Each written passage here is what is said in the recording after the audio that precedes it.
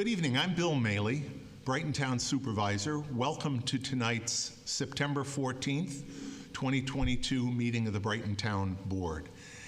And it is wonderful to be back here meeting in person in the auditorium. Thank you to everyone who is here in person, and thank you to everyone who is watching remotely. This meeting is being held in a hybrid format. As always, it's being live streamed on the town's YouTube channel, but you can also watch us on Zoom with the Zoom link on the town's webpage. Now, I want to stress that COVID remains a threat to our community. I'm pleased that we're here meeting in person tonight, but we do continue to have to be mindful of COVID, particularly for our seniors, for those with comorbidities, and for people who have not yet received their vaccinations. The town of Brighton does have COVID test kits available right out here in the lobby. I believe we still have them at the police department. Is that correct, Chief? Just a few. Okay, and at the library. So I do encourage people to use those test kits, particularly if you show signs of being symptomatic. In just a minute, we will begin the open forum portion of our meeting. That's the opportunity for members of the public to share their comments with the town board. And we get there, I will run through those instructions, both for those of you that are here in person as well as for people watching remotely. I will mention now that if you do want to participate in the open forum, or for that matter in the public hearing that's on the agenda later on this evening, and you're watching either on the cable access channel or on our YouTube channel, you will have to log into Zoom in order to access the meeting to participate. The instructions for doing that, again, are on the town's webpage, www.townofbrighton.org. As always, we continue to make our meetings accessible to the deaf and hard of hearing community, whether you're here in person or watching remotely. Tonight, our ASL interpreters are Kaylee Fowle and Heather Barzinski. Just as a reminder, the agenda for tonight's meeting, as well as all the materials that we will be reviewing in making decisions tonight, are available on the Town of Brighton webpage. Again, www.townofbrighton.org. We'll start the meeting with the pledge, and I'll ask Councilmember DePonzio if you would lead us, please. Rise, please, if you're able to. I pledge allegiance to the flag of the United States of America and to the republic for which it stands, one nation, under God, indivisible, with liberty and justice for all. Thank you, Jason.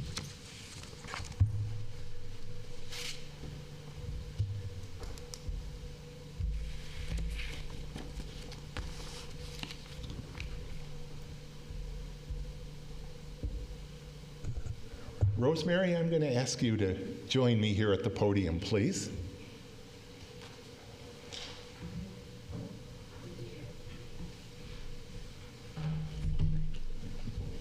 You can bring one of those up with you. It's a good image. That's fine. I'm so pleased tonight to be celebrating National Hispanic History Month here in the town of Brighton, as we do each year, and even happier that my good friend Rosemary Villarrubia Izzo is here with us to accept our proclamation. Rosemary's resume, her career, her service, and the many recognitions she has received, it's truly remarkable in the depth and the breadth, Rosemary, of all that you have done.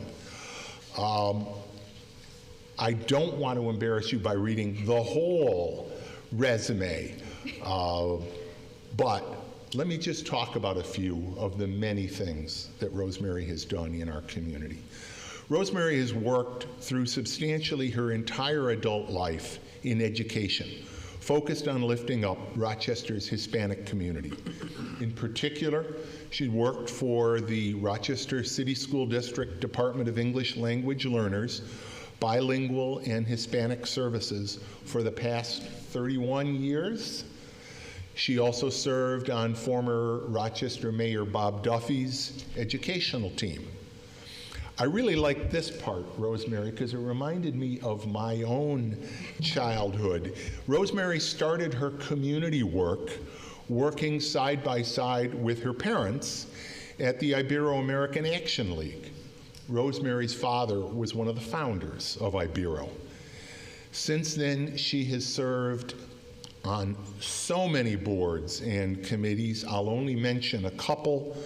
The American Red Cross Board of Directors, and let me just say, yes, she served on the Board of Directors, but more importantly, the work you did on the ground in Puerto Rico when they needed help the most, is really extraordinary. Many, many other organizations that she's been a part of.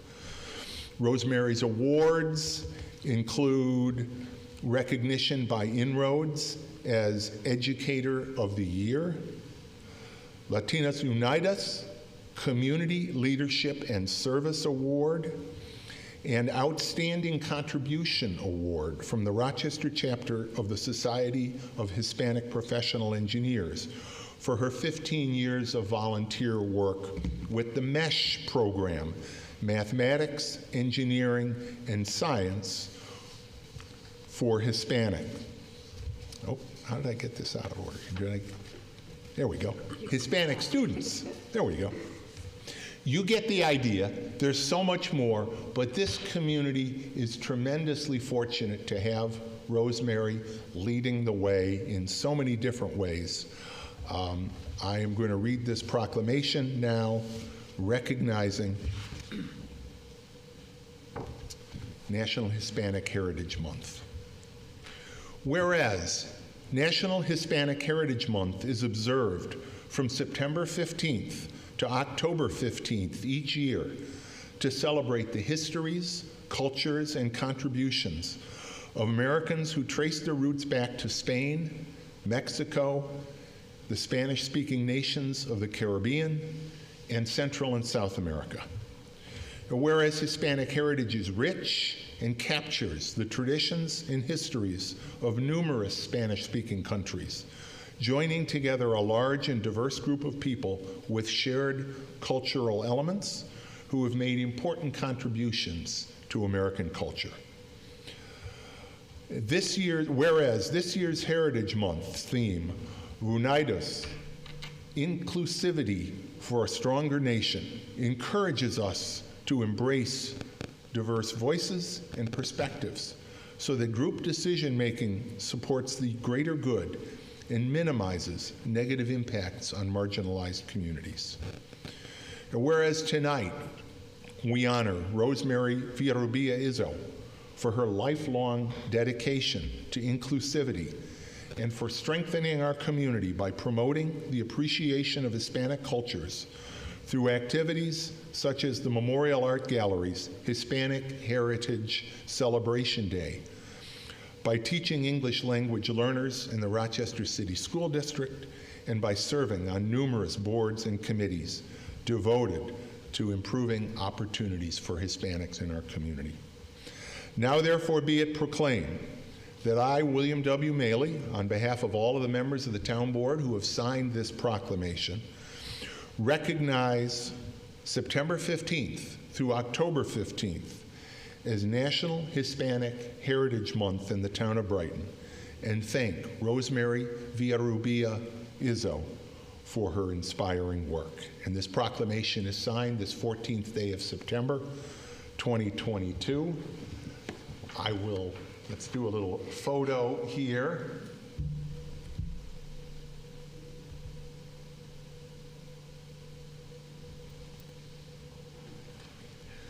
I'll present it to you, and I'll also give you the podium. Oh my God. Thank you. Thank you, Bill. Thank you. It is an honor. It truly is. My life has not just been about working on behalf of the Hispanic community. 36 years volunteering with the Red Cross is for all. And it's all about working and helping each other and being there as a community and as a family and leaving no barriers behind. So that's why my work has been so extent from federal, state, local, county, but locally, I've always said you gotta not take a side, because in politics, you have to work together. And when it's about our communities working together, it's so important.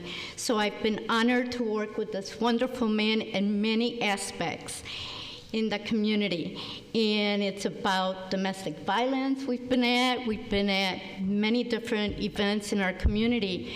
And policy making is where you guys are at, and you make decisions that affect everyone.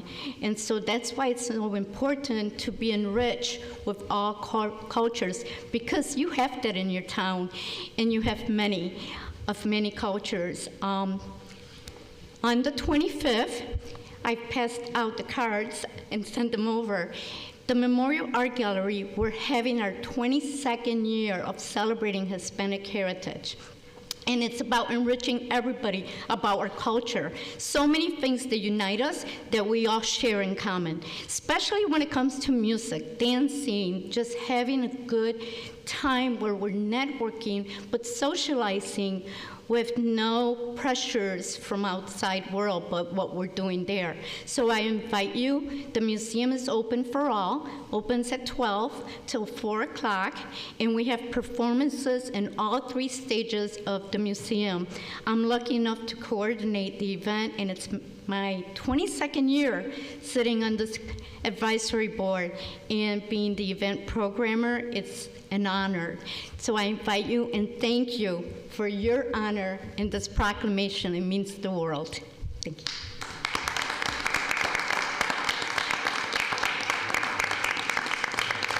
And you can throw another foot.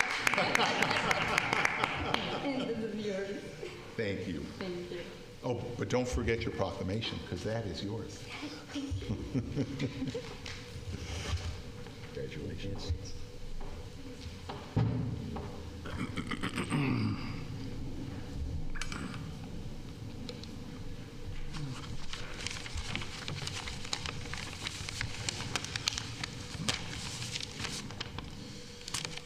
I really can't say enough about what a wonderful event the Hispanic Heritage Celebration Day at the MAG is. I've been going for many, many years. It's fun. The music, the dance, there's so much more to see and experience and enjoy. So again, we'll post this here in Town Hall, and I do want to encourage all of our residents to try to get there. You will be glad that you did. Okay, next we will go to the open forum portion of the meeting. The open forum is an opportunity to address the town board about matters, whether or not they're on our agenda this evening. We may not be able to respond to your questions directly, particularly if they relate to matters that are not before the board tonight. But I assure you that we listen and we take your input seriously. If you're here at tonight's meeting in person and would like to address the board during the open forum, please raise your hand when we start and you'll be recognized. If you're participating in tonight's meeting remotely and you would like to address the board during the open forum, again, I would note that you must join the meeting on Zoom if you haven't already done so. Please use the raised hand function in Zoom in order to be recognized. When it's your turn to speak, I will recognize you and you will be unmuted. In either case, whether you're here in person or speaking remotely, please state your name and address when you speak. You'll have up to 3 minutes to speak, and I will let you know when you have 30 seconds of time left. Now, if you're here tonight for the public hearing that's scheduled to consider the consolidation of refuse districts in the town, I encourage you to wait until we call that public hearing so your comments can be formally included in the record of the hearing. During the open forum, please address your comments to the board, not to other speakers. Please don't use the open forum as to make personal attacks of any kind. Our goal here tonight and during the open forum that we hold at every town board meeting is to give you the opportunity to share your thoughts with the board and for us to be able to listen thoughtfully to your input. Is there anyone here tonight that would like to speak to the board during the open forum?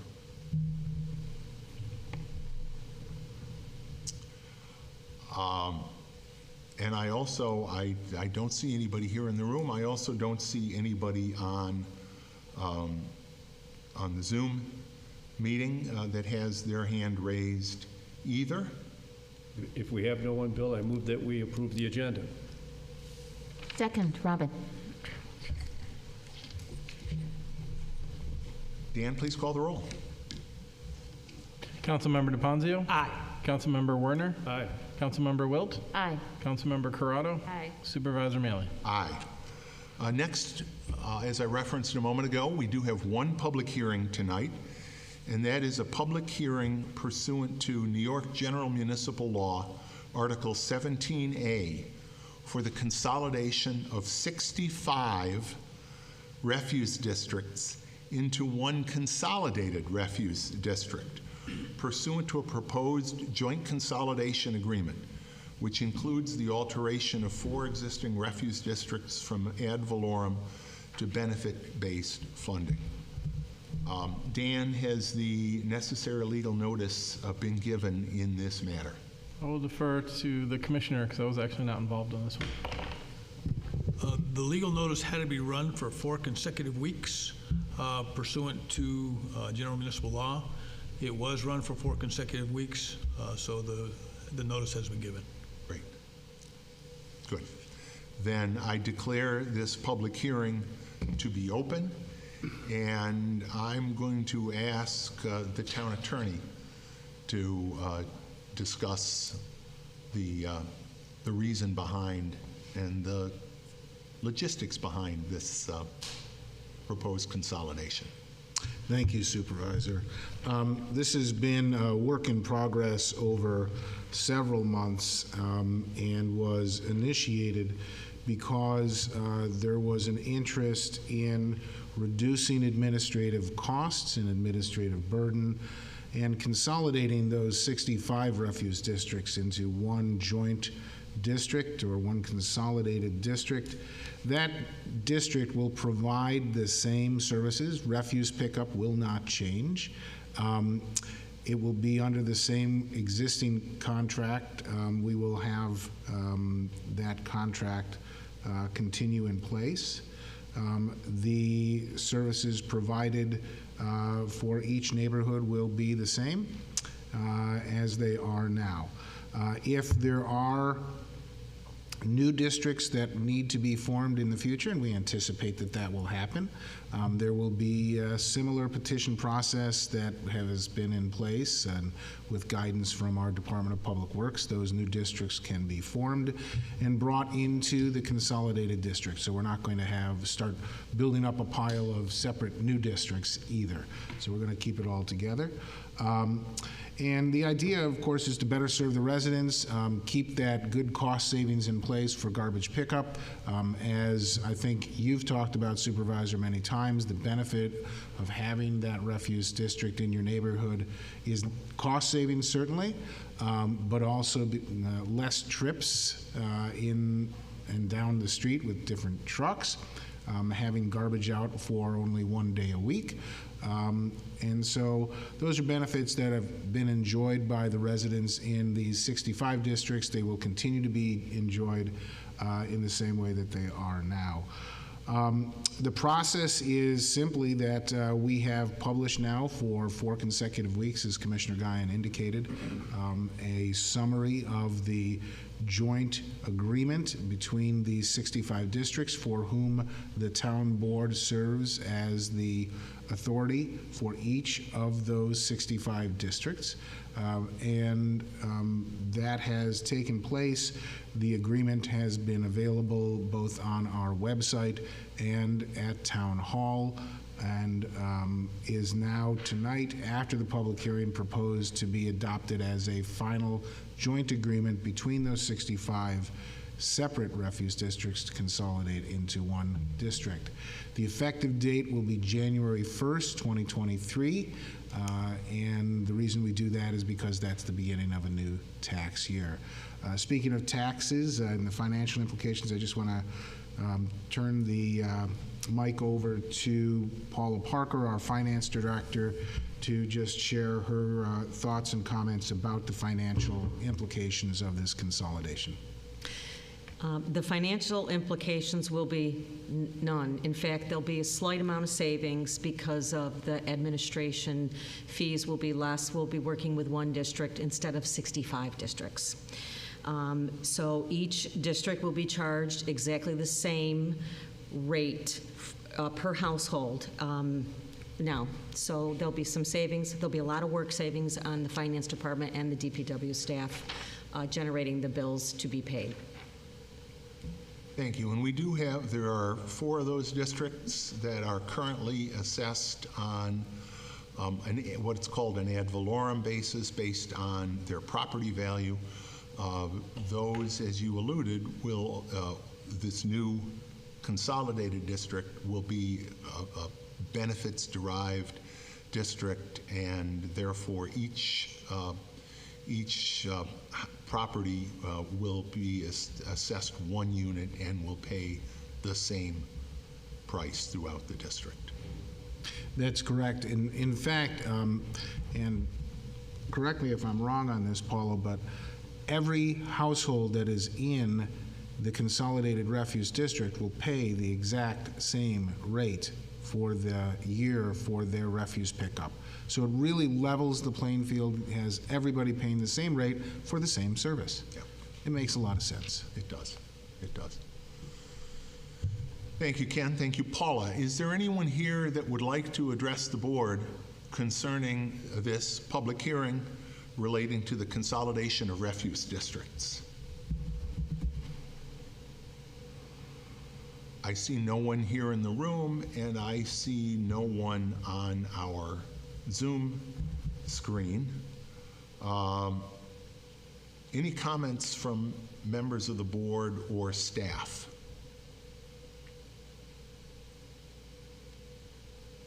I'd like to give praise to the DPW staff who have juggled 65 districts over the past many years, and the finance staff who have assisted in that juggling trick. This is a long time coming and a wise move.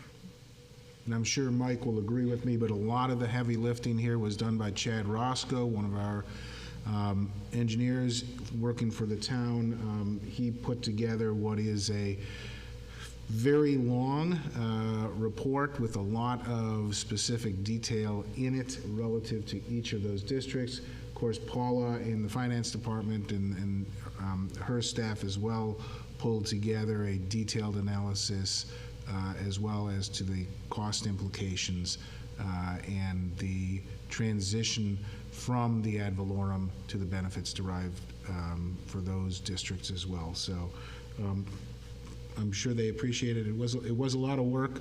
I was just sort of along for the ride. So. and since you mentioned Chad, and we did do actually 5 new districts this year, 5 new refuse districts, and those are part of this consolidation.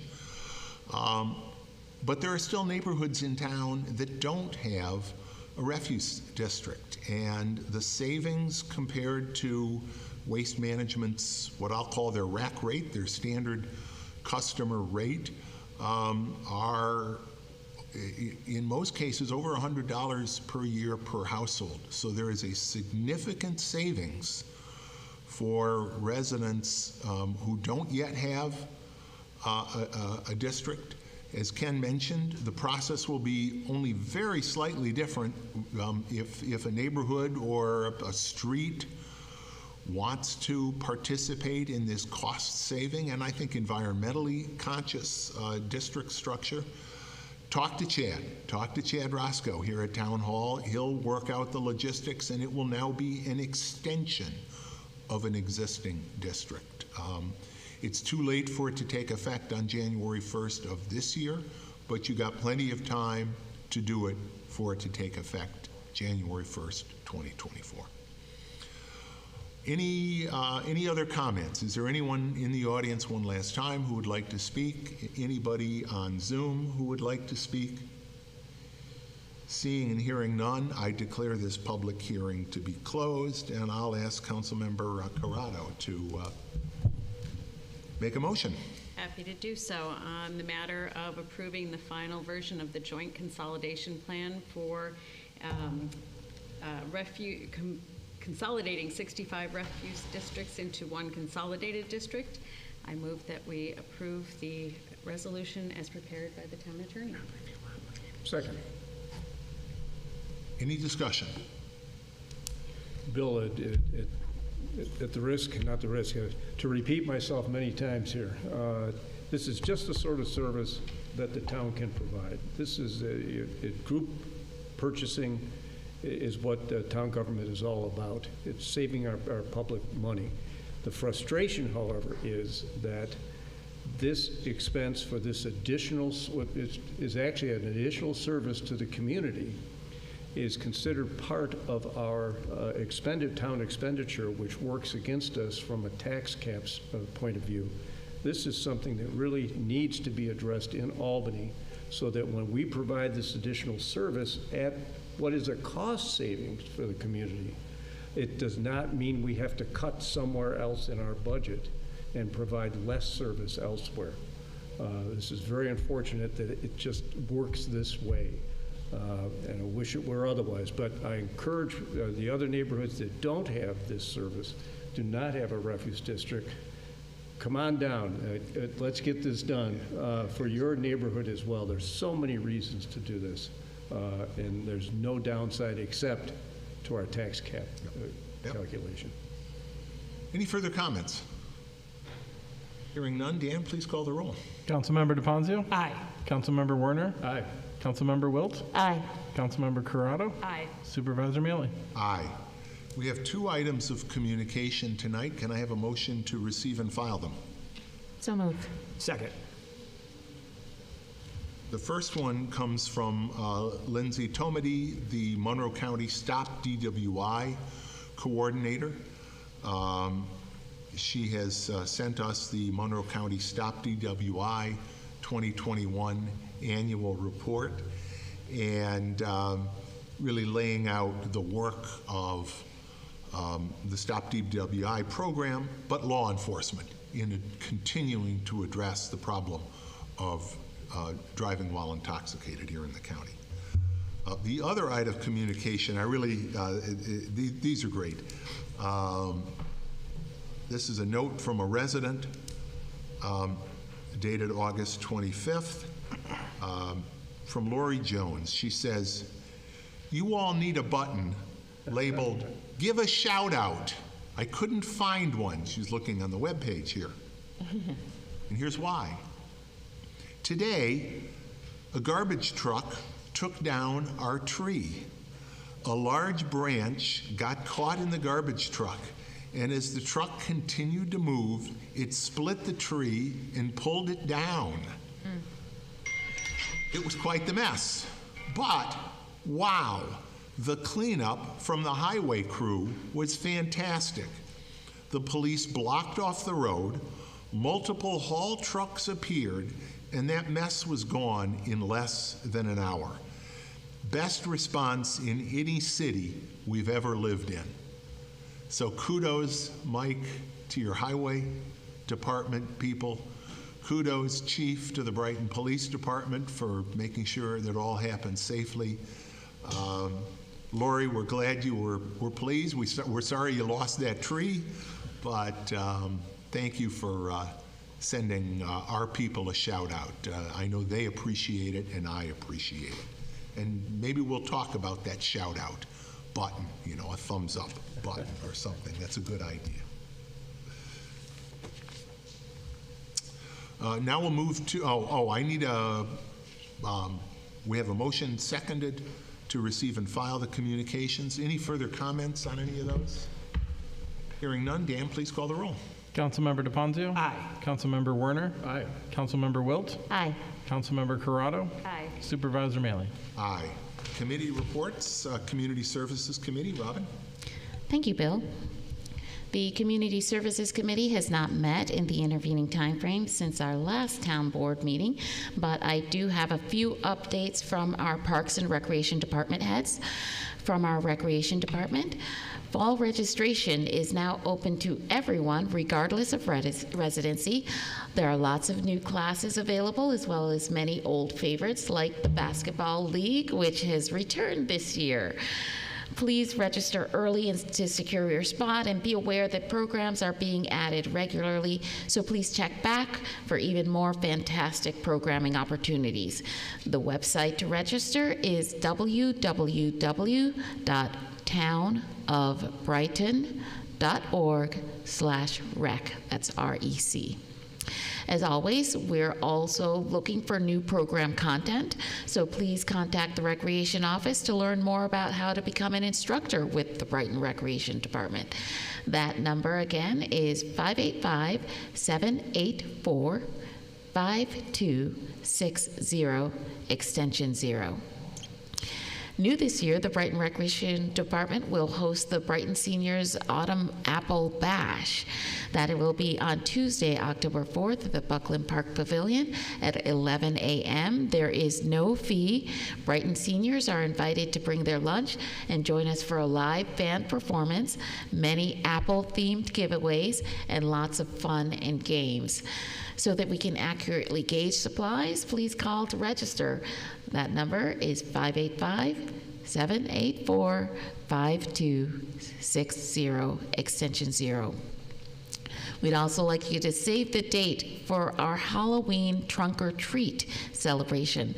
That will be at the Brighton Town Hall Public Safety Wing, 2300 Elmwood Avenue on Saturday, October 22nd from 10 a.m. to 11:30 a.m. We're making a return to an in-person walkthrough event. Dust off those costumes and get ready to party. Join us in a child-friendly costume for trick-or-treating from our tricked-out trunks. Say that 5 times fast. With treats to be provided by the Recreation Department. There will also be a costume parade, games, and more. Details are being finalized, so stay tuned to the Recreation Department emails and Facebook page for full details. Our Summer Farmers Market continues on Sundays from 9 a.m. to 1 p.m. at the Brighton High School parking lot. This Sunday, September 18th, we'll have a return of our Council Member on Your Corner tent, where we'll feature additional information on the 2023 budget and 3-year capital improvement plan. All are also invited to the Public Safety Day at the market on Sunday, September 25th. Programs starting soon with our Recreation Department include tennis, pickleball for beginners and pickleball league, tap, ballet and tumbling, adult tap, puppy pre-K, pens and pals, preschool soccer, yoga, bar fusion, and so much more. So please do check out our offerings. Then from our Parks Department, park staff are extremely busy with park facility and maintenance tasks, especially on trails. Park supplies such as maintenance materials continue to be more difficult to order and get delivered. Mowing and trimming have once again become very difficult in the early fall, with the majority of our seasonal staff shifts having ended. Staff continue to work hard to accommodate and manage athletic field use requests, which are still at an all-time high. Annual alarm and building inspections have been completed at Town and Buckland Park Lodges, as well as at the Buckland Farmhouse. There's ongoing trail maintenance and tree removal occurring at Corbett's Glen, the Lehigh Valley and Highland Crossing trails, the Brickyard Trail, and along the Auburn Trail within the easement. The grant-funded light conversion of Buckland Park parking lights to LED fixtures is now just 2 fixtures away from being completed. Basketball and tennis courts at Buckland Park have been repaired and recoded. The tennis courts were dual-lined for pickleball. Staff will be installing anchors to the courts so the center net can be tied down. Seasonal bathrooms are scheduled to be closed on November 1st. Our park superintendent and staff continue to identify capital improvement projects and maintenance equipment needs for the future. Just to summarize our upcoming events, our semi-annual electronics recycling and secure document shredding event will be at the Brighton Highway Department parking lot, 1941 Elmwood Avenue on Saturday, October 15th from 9 a.m. to 12 noon. And then we will have our Drug Enforcement Agency National Pharmaceutical Take-Back event at the Brighton Town Hall Public Safety Wing, 2300 Elmwood Avenue, on Saturday, October 29th, from 10 a.m. to 2 p.m. The next meeting of the Community Services Committee will be next Wednesday, September 21st, at 9:30 a.m. at the Brookside Recreation Center. As always, members of the public are invited and encouraged to attend. That's all I have. Thank you. Thank you, Robin. Next committee is our Finance and Administrative Services Committee. Jason? Yes, Bill. The Finance and Administrative Services Committee met last Tuesday, September 6th. Each of the items that were discussed in committee appear on tonight's agenda and will be presented in further detail. Our next meeting will take place on Tuesday, September 20th. We meet at 3:30 in the afternoon in the main auditorium here at Town Hall, and the public is invited to attend. Thanks, Jason. The Public Safety Committee. Chris? Thanks, Bill. Public Safety Committee met yesterday, September 13th. It was well attended by all the services. The Brighton Ambulance reported their service requests to date, which are up 16.6% from 2021 and 2.2% from this month last year. Staffing continues to be a challenge as it is county-wide, although we are well-staffed and well-served at this point. Collaborative meetings between the regional agency leaders are ongoing, and training sessions have been scheduled with the Henrietta Fire Department and Brighton Fire Department. Most impressive, I think, is mental health first aid instructor training will begin in October, with plans to offer mental health first aid training to all local agencies and the local public by the Ambulance Corps. Brighton Fire Department reported 1,700 calls for service year to date, and that new hires are coming through the Fire Academy. They have an upcoming open house, but of some note are the 50-year anniversaries, 50 years of service by Jay Jeffries and Ned Benson to the Brighton Fire Department. 50 years, that's pretty remarkable. DPW, Department of Public Works, reported on their paving projects on Bronx Drive and Danbury, and should complete the paving, which should complete the paving program for the year, and as well as all the other normal highway and DPW services.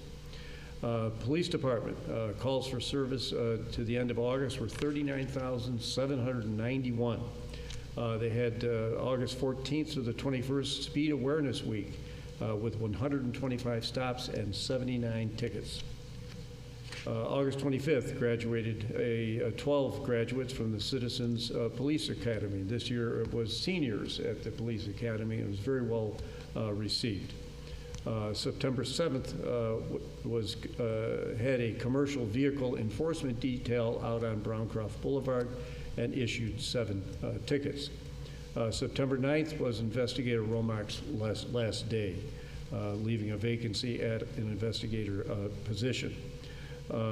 Homecoming is upcoming on the 17th from 10 a.m. to 2 p.m. Also, September 19th to the 25th is Operation Clear Track.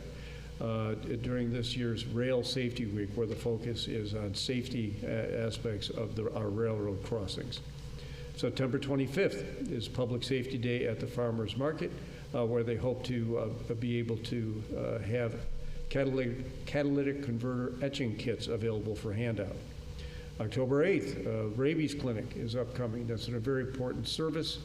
And I just happened to finish a book on rabies, and it's absolutely a devastating disease that we have conquered in this country only because of this kind of vaccination. So it's open to the entire community. Anybody who wants to bring their dog in can come to our rabies clinic on the 8th.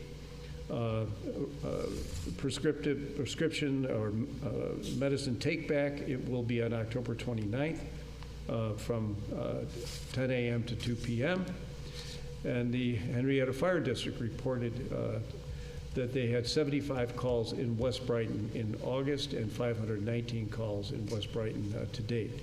No significant fires, but the usual type calls, which the chief went through in detail with me in a private discussion about the nature of calls they see on a very high volume department.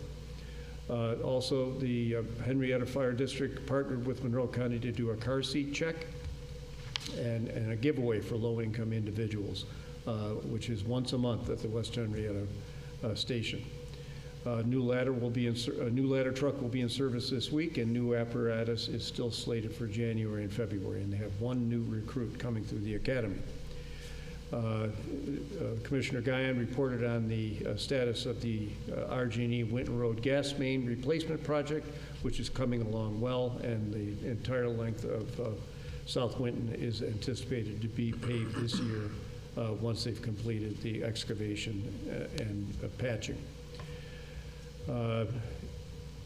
The chief had a discussion, chief of police, excuse me, on community services and concerns and trends, and we had a discussion still about ongoing shoplifting incidents that we're seeing and some actions that some of the vendors and stores are taking to try to cut down on that, and the hope that better video surveillance photos can be available.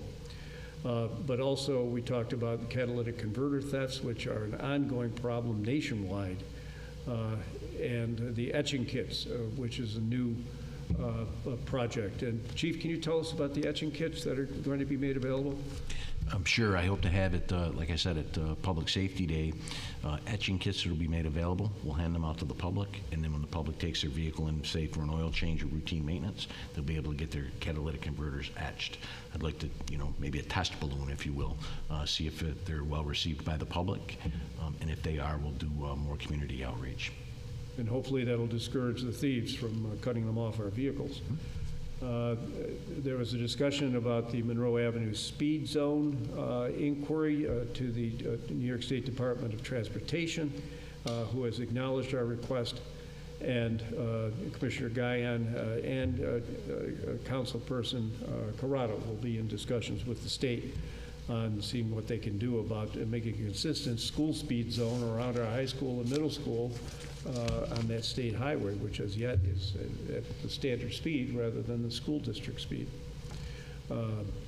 Also, there are issues with left-hand turn signals and lane restrictions and controlled left turns at Allens Creek and Westfall on Monroe and Winton Road onto Westfall, where there is one left-hand turn signaled, but the other three directions have none. So discussions are ongoing with the Monroe County Department of Transportation, again spearheaded by Congressman, excuse me, Councilperson Corrado. Also, similar discussions ongoing about pedestrian signals and safety issues at crossings of Monroe Avenue at Allens Creek at Westfall, Edgewood at Meadow, and Torrington at Monroe. And Councilperson Corrado and Commissioner Guyon will be meeting with the New York State Department of Transportation to discuss those.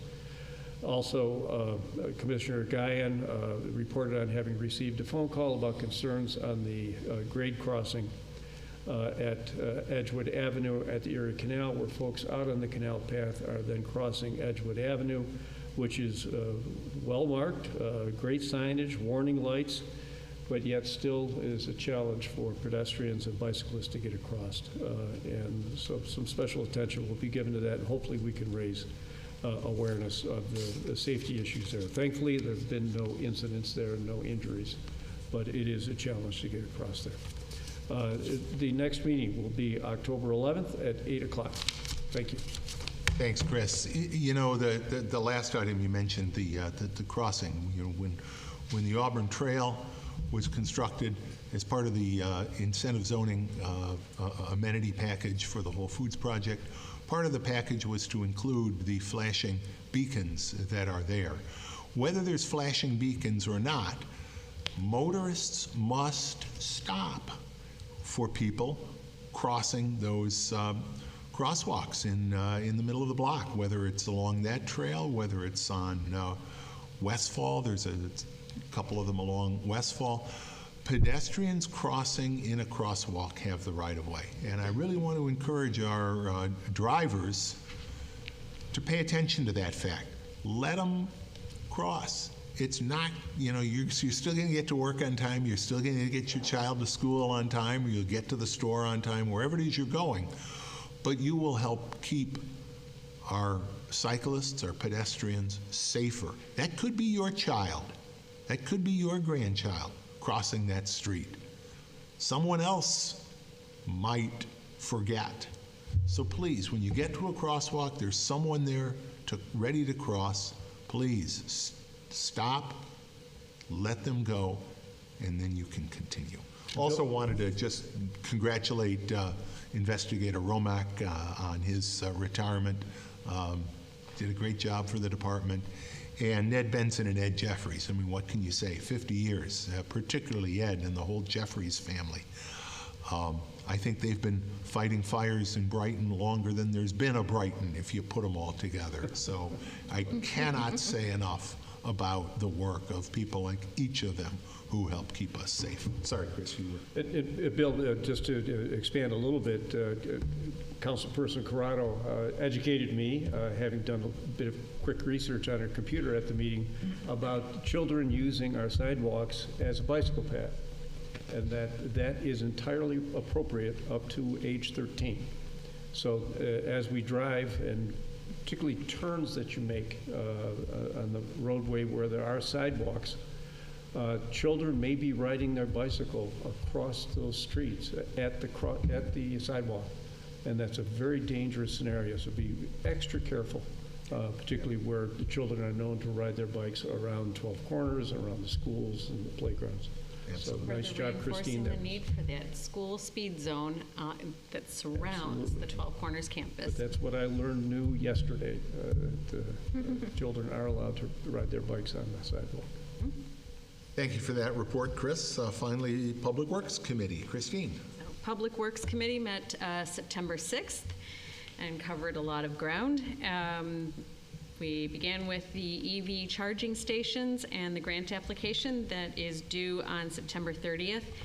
Town staff is preparing a NYSERDA ZEV grant application to fund the installation of numerous networked electric vehicle charging stations throughout town. The grant will fund 80% of the cost of the project, and the town is responsible for the remaining 20%. Town board is considering the use of the sustainability fund to pay the town's match, but we should be considering the use of these funds for a community-wide resource, which this certainly can be, especially as EVs become more and more affordable and more widespread. Town staff is investigating the installation of charging stations at Buckland Park, Town Park, and Town Hall, and the project cost is based on the installation of one charging station at Buckland, one at Town Park. A single charging station has the ability to charge 2 vehicles simultaneously. A minimum of 2 charging stations are proposed at Town Hall. The existing Town Hall station will be relocated, and the cost of this relocation cannot be funded by the grant.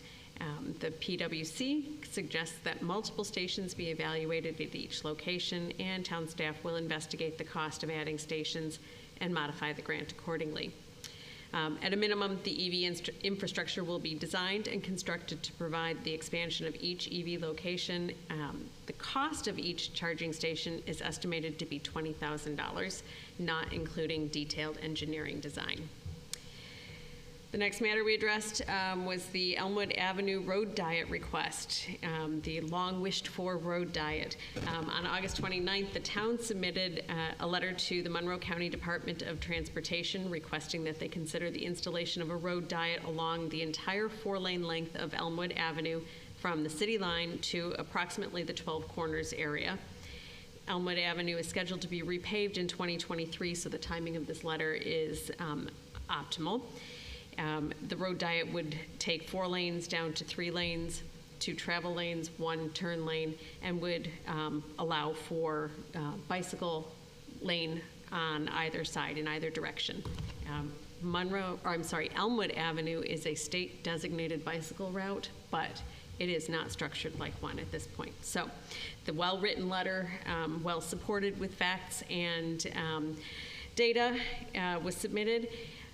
Reconnect Rochester, our partners in many things about transportation in town, will also have already submitted a letter to the Monroe County Department of Transportation, also supporting the installation of the road diet on Elmwood Avenue. So we will continue to press and pursue that. We need a safer Elmwood Avenue for everyone. Elmwood Avenue is getting safer for everyone. The Elmwood Avenue sidewalk, we had an update.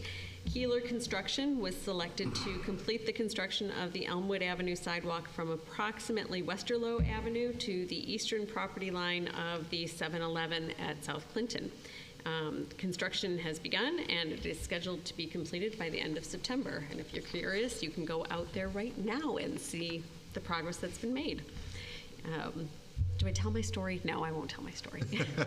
Every time this comes up, I point out that almost 30 years ago, when I lived at the corner of South Clinton and Elmwood, back in the day of newspapers, print paper delivered to everyone, young, naive me wrote a cranky letter to the DNC editor and said, I can't believe I live in a town where I can't walk the brief distance from these apartments to the library. We need a sidewalk on Elmwood Avenue. Well, fast forward 30 years, here we are. We're finally getting that connection. You had to do it yourself, right? Exactly. No, it's taken many people, all putting their voices towards getting this very important gap connected. The farmers market bid advertisement went out, or will be out on September 20th, and bids will be due on October 27th. The trailer-mounted bucket truck bid was out. And the town received 1 bid from Integra Supply Corp. For the trailer-mounted bucket truck at the end of the month, last month. The bid price was consistent with the amount budgeted for the equipment. In new business, the home at 59 Hampshire was subject of discussion. The town building inspector conducted a site visit of 59 Hampshire Drive on July 27th to assess the condition of the building. The inspector reported that the home has been vacant, neglected, damaged by the weather. Rodents have access to it, and this has been ongoing for many years.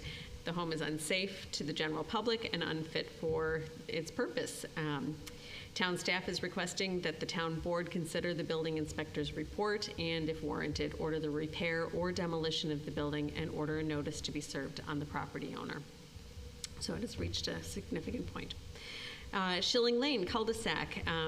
Neighbors are requesting a no parking sign for the cul-de-sacs. And they would like it posted at the southern end of the roadway. And I will be in touch with the neighbors there to clarify exactly how they want that limitation on parking expressed. We'll continue to address that at the next Public Works Committee meeting. Currywood Circle is also, residents are also seeking a no parking sign to be posted on the cul-de-sac at the southern end of the roadway.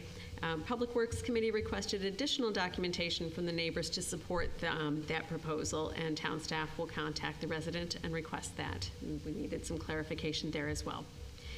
Then we had several matters that were addressed in Councilmember Werner's report from the Public Safety Committee, matters of the Westfall Road sidewalk between Edgewood and Roosevelt Road, lane restrictions and controlled left turn signals on Allens Creek and Westfall onto Monroe, pedestrian signals at all marked crossings at Allens Creek. Those are all, and pardon me, and the pedestrian signals at the marked crossings at Edgewood Meadow intersection on Monroe Avenue, and the pedestrian signal at Brooklawn Torrington and Monroe Avenue. Those have all been consolidated into a single package of matters to be discussed with the New York State DOT, with the exception of the sidewalk on Edgewood, which is an issue to take up with the county and neighbors. So that is all from Public Works. We meet next on Tuesday, October 4th at 9 a.m. in this room, and the public is invited to attend. Thanks, Christine. We'll move on now to new business, starting with Jason, reading and approval of claims. Yes, Bill, earlier today I reviewed claims totaling $1,918,344.72. Notable claims include to American Rock Salt in the amount of $55,696.14, representing purchase of road salt for the upcoming snow season, as painful as that is for me to report. Second was to Greene County Commercial Bank in the amount of $501,445.97, representing payment for the fire truck ban in the West Brighton Fire Protection District. The ban will be renewing for $100,000 in principal for 2023. The next is to Greene County Commercial Bank, again, this time in the amount of $737,538.20, representing payment for the library roof ban. And ban is a bond anticipation note. Thank you. I was just going to translate that. Yes, yes. And the ban is actually renewing for $695,000 in principal for 2023. So the net effect is we've paid $40,000 in principal. Next is to Roman Construction Development Corp. in the amount of $206,935.22, representing payment for the 2022 Townwide and Sidewalk District Sidewalk Repair Program per board-approved contract. And finally, apropos of earlier tonight, to Waste Management in the amount of $95,414.58, representing payment for refuse removal services for the town and refuse districts per contract. The claims all appear to be in order, and I move that they be approved. Second. Thank you. Any discussion on the claims? Hearing none, Dan, please call the roll. Councilmember DeFazio? Aye. Councilmember Werner? Aye. Councilmember Wilt? Aye. Councilmember Corrado? Aye. Supervisor Mailer? Aye. Christine, if you do the next one, please. Yes. The next matter seeks to authorize the supervisor to execute the Bridge New York Standard Resolution for the acceptance of a 2021 Bridge New York program grant in the amount of $757,681 for the French Road Preventive Maintenance Project. I move that we adopt the resolution before us. Second. Any discussion on that? Hearing none, Dan, please call the roll. Councilmember DeFazio? Aye. Councilmember Werner? Aye. Councilmember Wilt? Aye. Councilmember Corrado? Aye. Supervisor Mailer? Aye. Robin, the next one, please. Certainly. The next matter seeks to award a bid to Integra Supply Corp. in an amount not to exceed $54,950 for the purchase of a new trailer-mounted boom lift, and authorize the supervisor to execute all related documents for said purchase. I move that we adopt the resolution as prepared by the town attorney. Second. Any discussion on that? Or Mike, maybe you want to say a few words about this, because this is, even though it looks like we're spending some money, and we are, we actually expect that this purchase is going to, over time, save us some money. Relatively quickly, we anticipate. The purchase of the boom lift will allow our crews to actually take down trees, to trim trees where we have contractors, consultants to do that now. So we should save money on our vendor costs and contractor costs to do that. We put it in the budget. We believe this will dramatically reduce those costs, but it'll also dramatically improve our services regarding the trees and trimming in the town. So it is within budget. In today's day and age, that's somewhat surprising, but we're happy we're there. So we're really excited to get this thing awarded and pick it up and get it back in the highway garage. Yeah, thanks for putting this plan together. Our trees are very important. We're a Tree City USA. For 20 years, we've been a Tree City USA, but the magnitude of the town tree, all the highways, all the streetscapes, all those trees we need to work on at a time when we've got the emerald ash borer, and it's just really important to our identity, and this will help us do it more efficiently. Thank you. We also have a very mature canopy at this point. Right. So it requires a bit more maintenance. Yeah. Good. Any further discussion? Hearing none. Dan, please call the roll. Councilmember DeFonzio? Aye. Councilmember Werner? Aye. Councilmember Wilt? Aye. Councilmember Corrado? Aye. Supervisor Mealy? Aye. Jason, the next one, Yes, please. the next matter seeks to accept a state and municipal facilities program grant in the amount of $100,000 for the Elmwood Avenue Sidewalk project and authorize the supervisor to execute all related documents and the finance department to amend the budget as necessary for said project. I move we adopt the resolution as prepared by the town attorney. Second. This is the project that Christine commented on a minute ago. And what it reflects, again, is our state senator, Jeremy Cooney. We had originally gotten a grant for this work under the Community Development Block Grant Program. However, with the cost of so many things these days going up dramatically, the bids came in far above what we expected and what we had grant money for. And I reached out to Senator Cooney, made him aware of the concern, and he very, very quickly got back to us with a commitment for this additional $100,000. So I appreciate that, and I know everybody down there, the whole stretch of Elmwood Avenue, folks really, really appreciate getting those sidewalks in. So thank you for that. We have a motion and a second. Any further discussion on that? Hearing none, Dan, please call the roll. Councilmember DeFonzio? Aye. Councilmember Werner? Aye. Councilmember Wilt? Aye. Councilmember Corrado? Aye. Supervisor Mealy? Aye. Robin.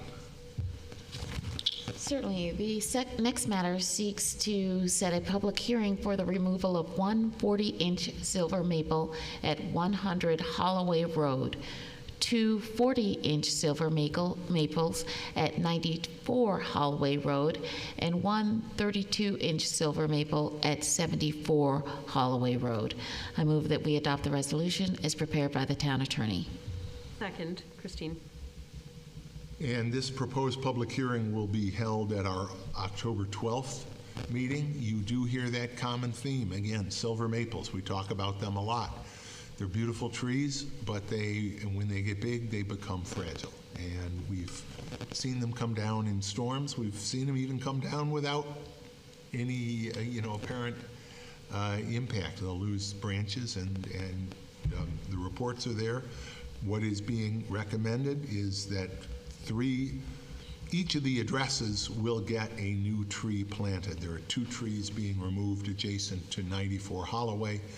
We'll be replacing with one newly planted tree, but 3 new trees to replace 4 trees that are proposed to be taken down. So this will, again, just set the public hearing on October 12th, where we'll consider the report and any input that we receive. Further discussion? Hearing none, Dan, please call the roll. Councilmember DeFonzio? Aye. Councilmember Werner? Aye. Councilmember Wilt? Aye. Councilmember Corrado? Aye. Supervisor Mealy? Aye. Matters of the supervisor.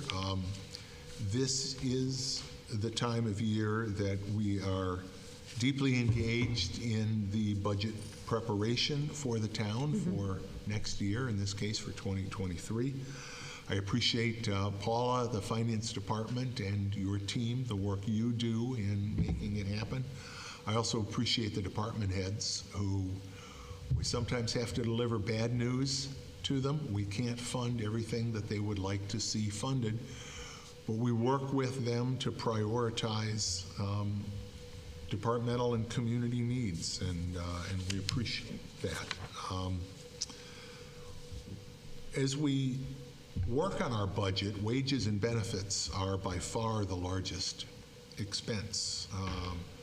Local government is people-driven. We are a people-driven organization. We're a service organization. And one of the ways we attract and retain capable employees is by making sure that we also not only offer them a fair wage or salary, but also good benefits. But again, the expense of those benefits can be a real challenge. We've all heard about health care premiums and how much they've gone up over time. Well, since about, I think, 2016, 2017, we have been a part of a health insurance consortium which now includes 19 governmental entities in and around Monroe County. By collaborating in that consortium, which is known as the Finger Lakes Municipal Health Insurance Trust, or FLMHIT, we've been able to achieve significant savings in health insurance costs compared to normal community health insurance premium increases. Today, we met with the board of directors. Each town is represented on the board of the Municipal Insurance Trust of FLMHIT, and we received a presentation on our request for proposals. We went out to the various health insurance carriers to get proposals on future health insurance programs, and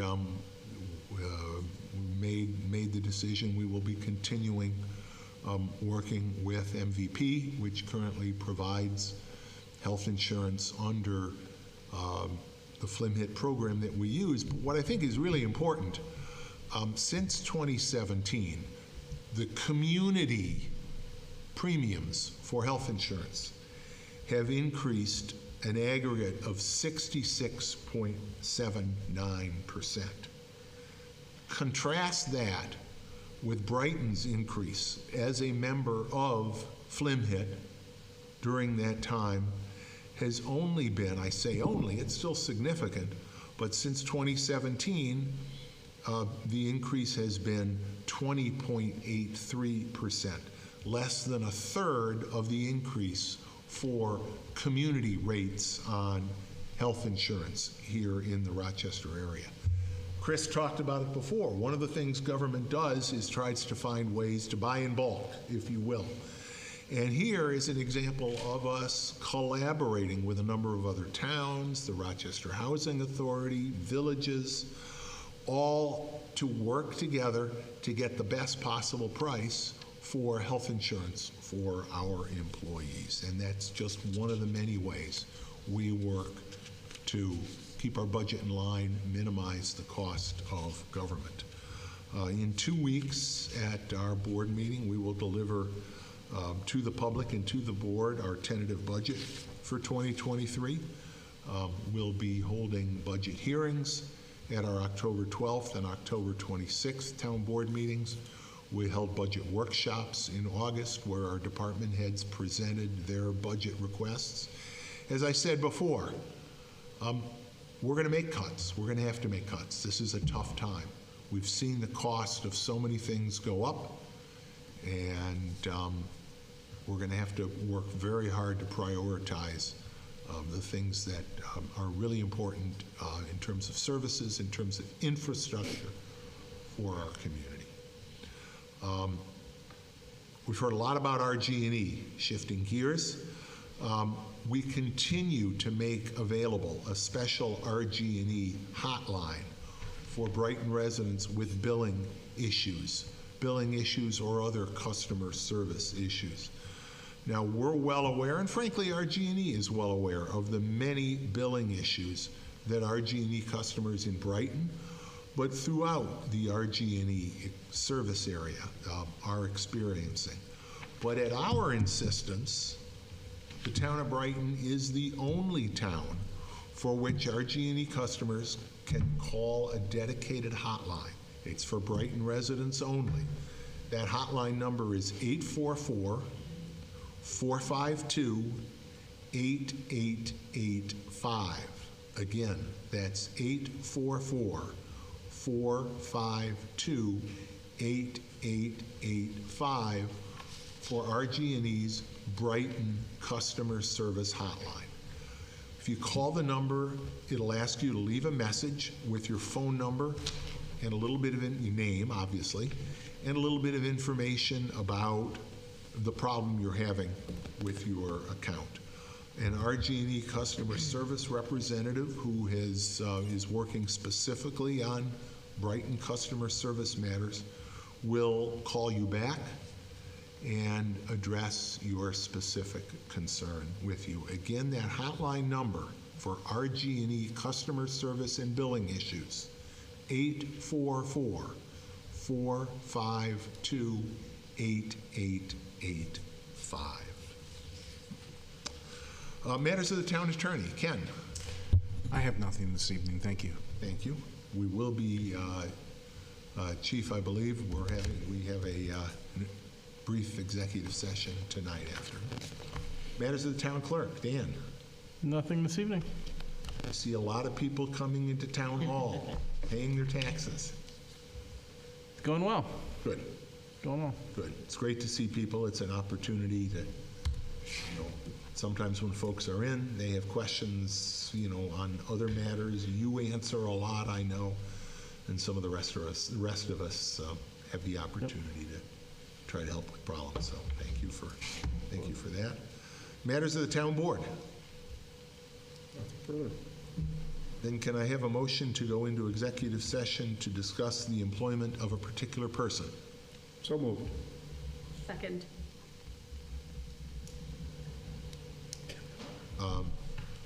Dan, please call the roll. Councilmember DeFonzio? Aye. Councilmember Werner? Aye. Councilmember Wilt? Aye. Councilmember Corrado? Aye. Supervisor Mealy? Aye. Let me make clear, and in fact, Chris, I'm going to ask you to just refine your motion briefly. That's the employment of a particular person in the police department. Yes. So moved. And Chris, Christine, you're Yes. second. All right. Let's just take the vote again, just to be clear that we've got that, Dan. Councilmember DeFonzio? Aye. Councilmember Werner? Aye. Councilmember Wilt? Aye. Councilmember Corrado? Aye. Supervisor Mealy? Aye. Thank you, everybody. I want to thank Judy Schwartz. It's great to see you back in person at a meeting, Judy.